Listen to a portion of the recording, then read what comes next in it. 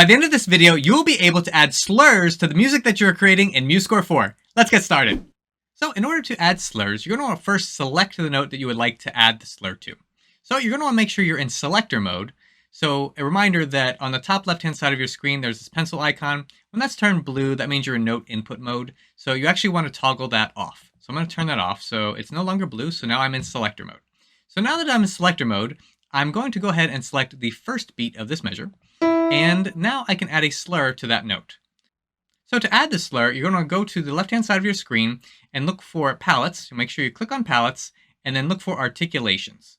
So I'm going to drop down the articulations palette here. And the first option I see here is slur. So all I need to do is just click on slur. So there we go. Now it added the slur to the piece. You can also click on slur and drag it to a note. And when that note turns blue, you can see that I have it hovered right above that note. It turns blue, and then it will add that to the note. So sometimes it has to be right above it. The mouse needs to be right above it to add the slur. So there we go. So you can drag the slur also to your music to add the slur. To delete a slur, you just want to select it. It'll turn blue, and then press delete on your keyboard. If you would like to change the appearance of your slur, or if you'd like to take the slur and add it to the notes next to it, you want to click on the slur, make sure it turns blue, and holding shift on your keyboard, you can press the arrow icons. So I pressed the right arrow icon with shift, and that made the slur go to the next pulse. If I hold shift and press the right arrow icon again, it will go to the right. If I press the left arrow icon, it will go to the left. And I found this is the best way to format slurs in MuseScore. So it usually looks the best once I use those shift keys on my keyboard. If you would like to change the appearance of the slur, you want to make sure that you select it. It'll turn blue. And you can see there are all these small boxes, and each one does a slightly different thing.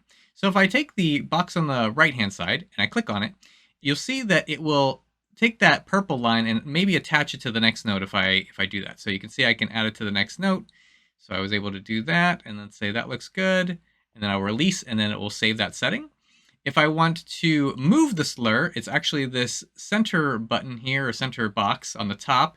And so I can click that one, and it will move the slur, the entire slur. Let's say I would like to change the appearance. This box below that one, if I click that one, that will change the appearance on the bottom, and I can go right or left. And then these boxes also are for fine tuning as well. So you can use these boxes to change the appearance as well. Another way to add slurs is to be in selector mode. Click on the note and then just press S on your keyboard. So I press S and it will add the slur to the very next note. Another way that you can delete the slur is have it selected, go up to Edit, and then press Delete. Backspace will also work for deleting slurs. One last thing with slurs, if you select the slur, it'll turn blue, and you're going to look for the Properties tab here on the left-hand side of the screen. I'm going to click on that. And now I can see the slur properties here. So I have a style. I can click on these dotted lines if I want a dotted line slur.